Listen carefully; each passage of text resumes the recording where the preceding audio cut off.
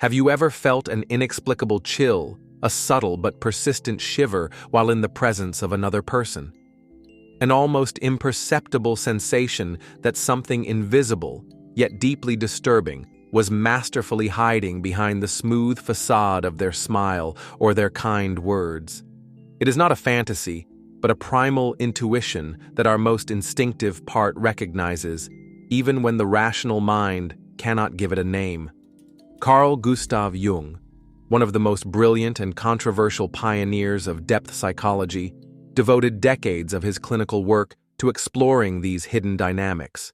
In the course of his investigations, he identified an alarming behavioral pattern, a silent signal that, once understood, reveals itself as an indicator of a psychological danger far greater and more insidious than any overt physical threat. This indicator, often ignored by our waking consciousness, but captured with unerring precision by our instincts, does not manifest itself through aggressive words, overtly toxic behavior, or acts of open hostility. Its nature is much more subtle, and precisely because of its elusiveness, it becomes infinitely more dangerous. But before we continue, like the video, share it with those who might appreciate it, and tell us in the comments which city you follow our channel from. Stay with us, because what you discover could permanently transform your perception of yourself and your existence. Are you ready to reveal the real secret why time seems untouched by you? Let's get started. Ancient wisdom traditions, from east to west, had already warned humanity against individuals who manifest these characteristics. However, it was Jung who was the first to articulate with scientific rigor what our ancestors had only intuited through myths and metaphors. The most disconcerting aspect is that this danger signal can emerge in people who, at first glance, appear absolutely normal, balanced, even charismatic and charming. And when you finally recognize it, the only sensible reaction, the only move to preserve your psychological integrity, is to walk away without hesitation. Shadow projection, seeing your demons in others. Perhaps the most dangerous psychological mechanism Jung ever identified in human relationships is shadow projection. Imagine this scene. You are having a pleasant conversation with an acquaintance, a friend, or a partner. Suddenly, for no apparent reason, this person begins to attribute to you malicious intentions, thoughts you never formulated, or negative qualities that are not yours in the slightest. He accuses you of being selfish, manipulative, dishonest, or angry, when in reality you feel calm and well-disposed. In that precise moment, you are no longer interacting with the real person in front of you. You are being attacked by a distorted and fictitious version of yourself, a caricature that exists only in their mind. If this dynamic sounds familiar, you have experienced Jungian shadow projection in its purest form. The shadow, according to Jung, is the receptacle of everything we reject and deny about ourselves. It contains the aspects of our personality that, by education, culture, or personal choice, we consider unacceptable, shameful, or inferior. These elements, our greed, our anger, our envy, our vulnerability, do not disappear simply because we ignore them. On the contrary, they are relegated to the depths of the unconscious, where they continue to live, accumulating energy and looking for a way to manifest themselves. When an individual systematically projects their shadow onto others, they are displaying the most dangerous sign identified by Jung, the complete inability to recognize and accept their own dark sides. This person is literally blind to their own flaws. Unable to see them in themselves, their psychic apparatus projects them outward, perceiving them vividly and unmistakably in others. The deadly danger of this dynamic is that, from their distorted perspective, you are actually and objectively embodying those negative aspects. They are not consciously lying. They actually see in you the malice and darkness that they cannot admit as their own. This perceptual distortion creates an unshakable conviction, a type of certainty that is tragically persuasive even to those observing from the outside.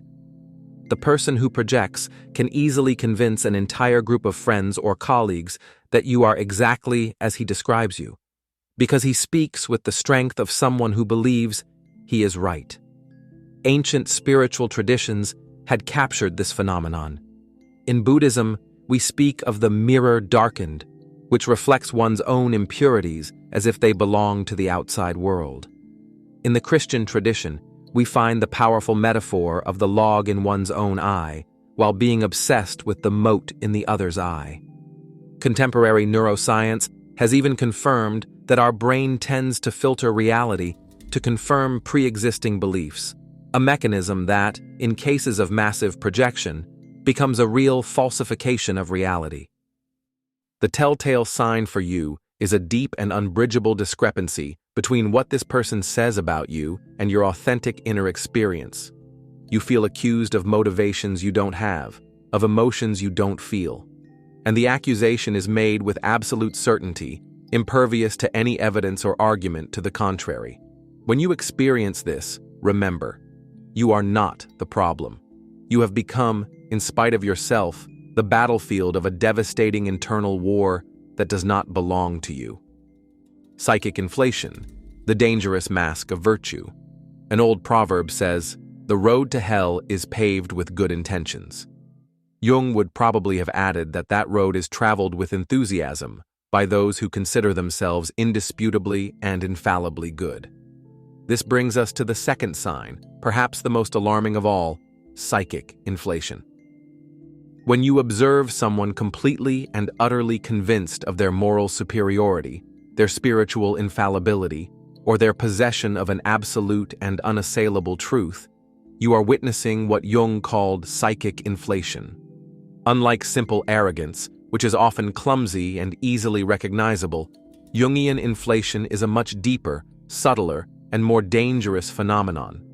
It occurs when an individual's ego, their personal and limited consciousness, identifies with universal archetypal contents, particularly the archetype of the savior, the enlightened sage, or the bringer of truth. This person no longer perceives himself as a simple human being, with his limitations and contradictions. He sees himself as a vehicle of the divine, a direct representative of the absolute, a pure channel of the good. The German mystic Meister Eckhart warned centuries ago against what he called the subtlest trap of the spiritual path. Zen traditions call it Zen disease, while Sufis speak of the veil of light, considered even more dangerous than the veil of darkness, because it is much more difficult to recognize as an obstacle. An unmistakable sign of psychic inflation emerges when you notice that this person never doubts his own motivations. While the greatest sages and saints in history have always expressed profound humility in the face of the mysteries of existence, the inflated individual displays a granite certainty. He does not contemplate the possibility of being wrong, because in his mind he is not expressing personal opinions, but channeling universal truths. What makes this state particularly dangerous is its ability to generate extraordinary charisma. Jung observed how political leaders, gurus, and charismatic leaders with severe psychic inflation were able to attract crowds of devoted followers, precisely because of the absolute conviction they radiated. This artificial certainty satisfies our deep and human need for security and definitive answers in a complex and uncertain world. How can you recognize psychic inflation? Look carefully at the person's reaction to criticism or simple disagreement. A psychologically healthy person can accept criticism, think about it, and even reject it, but he processes it as information. The person with archetypal ego inflation, on the other hand, does not perceive disagreement as a different opinion, but as a personal affront to the cosmic order, a resistance to the good and truth that he himself embodies. Your question is not a question, it is an act of heresy.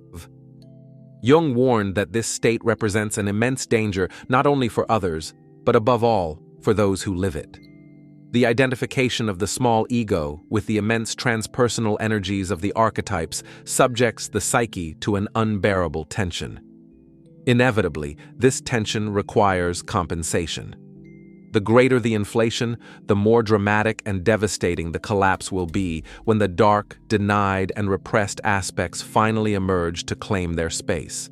The perfect mask. The void behind social impeccability. What could be more disturbing than a person who shows you, at every moment and in every circumstance, exactly what you expect to see? Jung discovered a deeply disturbing behavioral pattern in some individuals, a social adaptation so perfect, so flawless, that it has eliminated every trace of roughness, every contradiction, every beneficial and revealing human spontaneity. This social mask, or persona, a term Jung borrowed from Greek theater, where it referred to the mask worn by actors, when it is completely fused with the individual's identity, represents a very powerful alarm signal. Our instincts detect it long before our conscious mind is able to give it a name. Total identification with the persona constitutes an extraordinary psychological danger because it signals a complete and tragic dissociation between the external image and the internal being. The individual has sacrificed his own authenticity on the altar of social acceptance, building a facade so elaborate, so convincing, that even he himself has forgotten what lies behind it. As the poet Fernando Pessoa so masterfully stated, the danger lies not so much in the mask as in forgetting to wear it. Eastern contemplative traditions have explored this phenomenon for millennia. Zen Buddhism speaks of the original face before birth, that authentic essence that exists beyond our social constructs. Taoist masters warned of the danger of polishing the surface to the point of wearing away the substance. Jung, once again, translated these ancient insights into the rigorous language of modern psychology. The warning signal is when you sense a strange and persistent sense of artificiality in your interactions. This person's behavior is technically perfect. He always knows what to say, how to act, what facial expressions to adopt for every occasion. Yet all this is devoid of the unpredictability, the small inconsistencies and the vulnerability that characterize authentic humanity. As the Jungian analyst James Hollis pointed out, too much perfection in social adaptation often indicates a void of equal and opposite proportions in the inner life. Contemporary neuroscience has identified so-called mirror neurons in our brains, which are remarkably adept at detecting subtle inconsistencies between the verbal language, facial expressions, and body posture of others.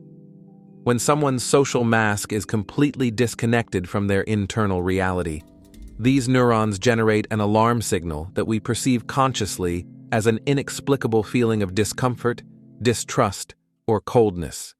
The real danger, however, lies in what this extreme dissociation hides. When an individual has invested all his psychic energy in maintaining an impeccable external image, the rejected aspects of his personality do not vanish.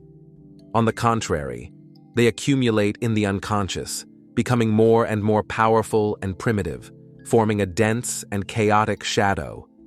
And the more rigid and perfect the persona, the more untamable and potentially destructive the shadow will be when, inevitably, it finds a way to emerge.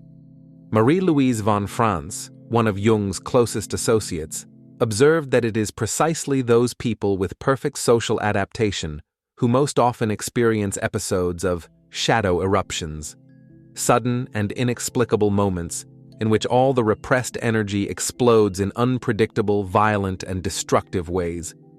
This explains the paradox of how people who are apparently so good and controlled can be capable of the most astonishingly evil or irrational acts.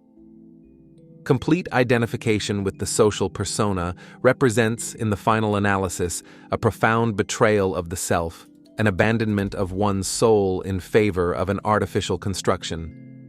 And like every fundamental betrayal, in the end, it takes its toll. The path of transformation, the conscious integration of the shadow. If the signs we have explored so far reveal the deepest psychological dangers according to Jung, fortunately, there is a transformative path that allows us to transcend these threats, the conscious integration of the shadow. This internal process represents the fundamental difference between a psychologically dangerous person and an individual who has courageously undertaken the journey towards psychic wholeness, or individuation. The fascinating thing is that we can learn to recognize the signs of this integration as clearly as we identify its dangerous absence. And when we perceive these signs in someone, we are faced with the exact antithesis of psychological danger, a person with whom it is possible to build an authentic and mature relationship. Shadow integration does not mean achieving moral perfection or the absence of negative aspects. On the contrary, it implies a humble, honest, and conscious recognition of one's capacity to embody all the errors, baseness, and darkness that we so easily observe in others. It is encapsulated in Jung's famous and often misunderstood phrase, "I would rather be whole than good." This statement is not an apologia for evil, but a declaration in favor of authentic psychological integrity, as opposed to a mask of artificial goodness that hides dangerous internal divisions. Contemplative traditions have articulated this same process for millennia. Tibetan Buddhism speaks of turning poison into medicine, or recognizing and constructively using even the most difficult emotions and tendencies.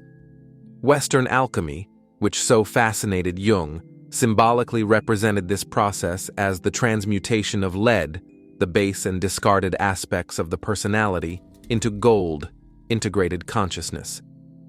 The indicators of a person who has genuinely undertaken this path are unmistakable. The first is a peculiar combination of radical honesty towards his own shadows and consequently a deep compassion towards the shadows of others. This person can admit his selfish impulses, his moments of envy, or his irrational thoughts without falling into excessive shame or, on the contrary, self-indulgence. He simply recognizes them as unavoidable aspects of the human condition, which require constant vigilance and awareness. Neuroscience researchers like Daniel Siegel have documented how this integration process has observable neurophysiological correlates. The integration of previously dissociated aspects of experience literally creates new neural connections, particularly between the brain's most primitive emotional centers, like the amygdala, and prefrontal areas associated with self-awareness and reflection. What is truly transformative is the paradox at the heart of this process. Consciously acknowledging our darkest and most difficult aspects dramatically reduces the likelihood of unconsciously and destructively acting them out. As Jungian analyst Robert A. Johnson observed, what we deny does not go away.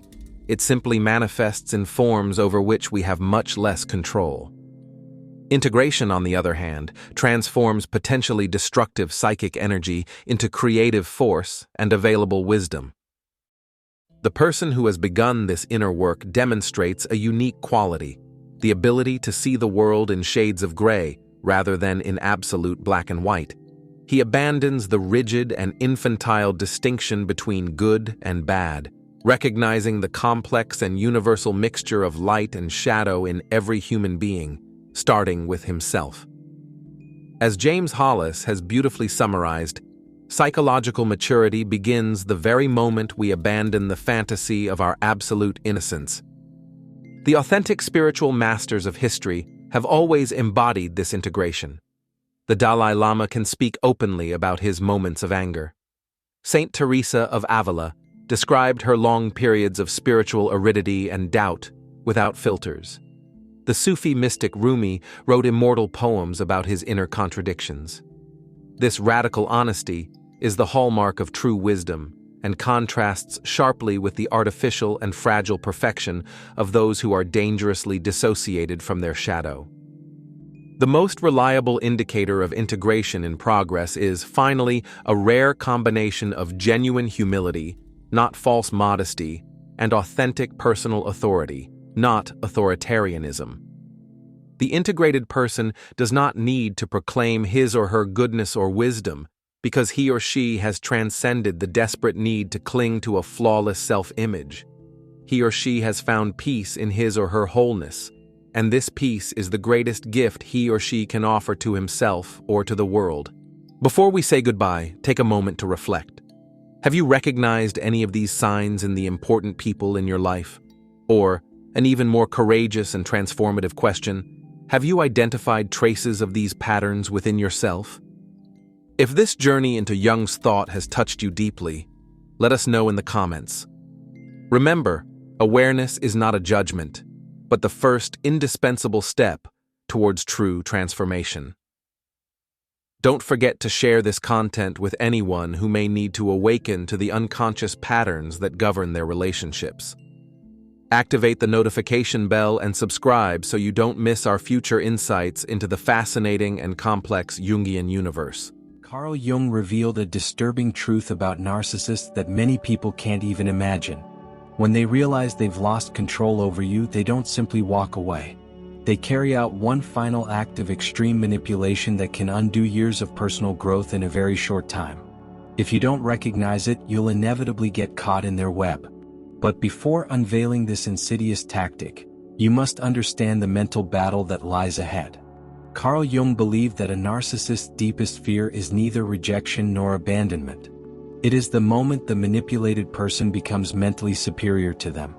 According to Jung's studies on the shadow self, narcissists project their own weaknesses onto others to preserve a false sense of dominance. When you begin your healing journey, when you set boundaries and refuse to engage in their games, something shifts in their mind. But before continuing, hit the like button on this video, share it with those who could benefit from it, and comment below letting us know which city you're watching from. Jung called this phenomenon a power reversal crisis. What happens next will leave you speechless. Narcissists aren't merely looking for someone to adore them. They're hunting for someone to dominate, someone whose vitality they can feed on. Carl Jung identified that these individuals operate through what he called a hypertrophied ego, a mental state where they must constantly assert their superiority to avoid confronting their inner abyss. When you were fragile, confused, or seeking their approval, you perfectly met their needs.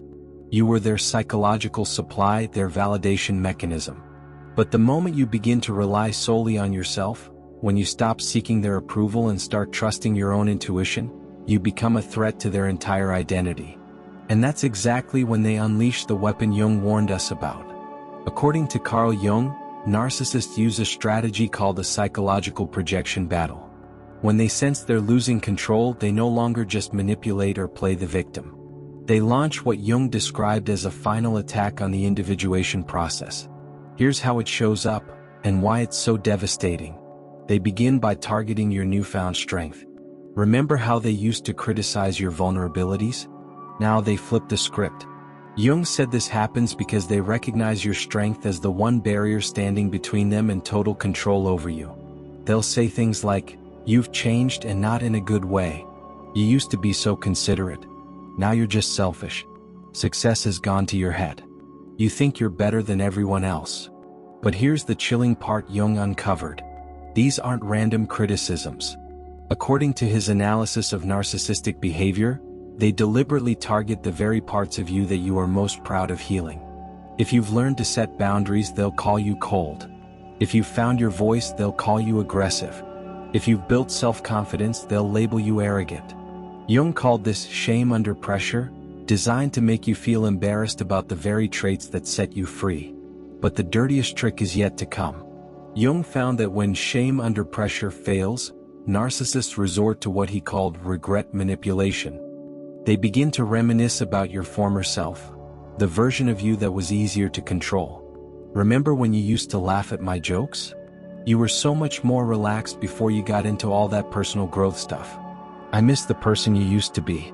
We had such a beautiful connection before you changed. According to Jung, this is a psychological journey into the past, designed to pull you back into old behaviors. They don't miss the real you, they miss the manipulable you. And if you're not careful, you might begin to miss that version of yourself too. But here's where Jung's research gets truly frightening. When both shaming your strength and regret manipulation fail, narcissists employ their deadliest weapon: artificial vulnerability. Jung said narcissists are masters at identifying your deepest soft spots and using them against you. They'll suddenly appear fragile, needy, or claim to be going through a tough time, just as you reach a peak in your growth. This is the devious tactic Jung warned about, and it's more sinister than you think. They'll create an emergency, perhaps a health scare, financial trouble, family issue, or emotional collapse, and they'll time it perfectly to coincide with your moment of strength. According to Jung, this is no accident. It's premeditated. He found that narcissists take precise mental notes on what makes you feel guilty, what activates your protective instincts. They use your compassion as a weapon against your healing. And here's the part that will make you question everything you thought you knew about them. Jung said narcissists often create these emergencies, sabotaging their relationships, jobs, health, just to generate a situation. Jung found this serves two purposes. It pulls you back into the protector role and proves to them that they still have influence over you. But he discovered something even more terrifying. They don't just want your support. They want you to sacrifice your newfound strength and give it to them. Carl Jung observed that narcissists will specifically ask you to compromise the very boundaries you fought to build. I know you don't usually lend money, but this is different. I know you said you needed space, but I really need you right now.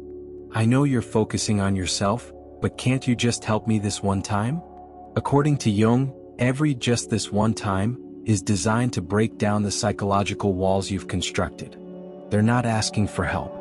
They're asking you to prove they still matter more than your own well-being. And if you fall for it, Jung warned, you risk losing everything you've worked for. Carl Jung said the most dangerous part of artificial vulnerability is that it looks so real. The narcissist may genuinely be in crisis, but Jung discovered they are skilled at choosing which crisis to share with you and when. They have other people. They have other resources. But they turn to you because they know you're the one most likely to sacrifice your boundaries for them. So, how do you protect yourself from this final manipulation? According to Carl Jung, the key is something he called differentiated compassion. You can feel empathy for someone's struggle without feeling responsible for solving it. Jung said, the privilege of a lifetime is to become who you truly are. When a narcissist tries to pull you back into old patterns, even during a crisis, you must ask yourself, is helping them helping me become who I really am, or is it stopping me from making that journey? Jung's final insight into narcissists will change the way you see every relationship. He found that narcissists fear your strength because it reminds them of their own potential for evolution, a potential they gave up in exchange for control and manipulation. When you refuse to shrink to make them comfortable, you're not just setting a boundary. You're showing them what's possible when someone chooses authenticity over approval. And that is exactly why they fight so hard to pull you back down. But here's what Carl Jung wants you to remember. Every time you resist their manipulation, every time you hold your boundaries despite their fabricated crisis, you're not just protecting yourself. You're proving that their power over you was always an illusion. Jung said true strength isn't about being immune to manipulation. It's about recognizing it, naming it, and still choosing your true self. Because in the end, their desperation to control you is only proof of how powerful you've already become. The narcissist's final dirty trick only works if you forget who you are. But once you see it for what it is, a desperate last attempt to regain control, you realize that their need to manipulate you is actually evidence of your freedom. Jung discovered that the moment you stop being controllable is the moment you truly start to live. And no crisis, no matter how convincing, is worth trading that freedom for. Thank you so much for staying with me through this exploration. If you found today's discussion helpful, don't forget to subscribe to the channel and share this video with someone who might benefit from it.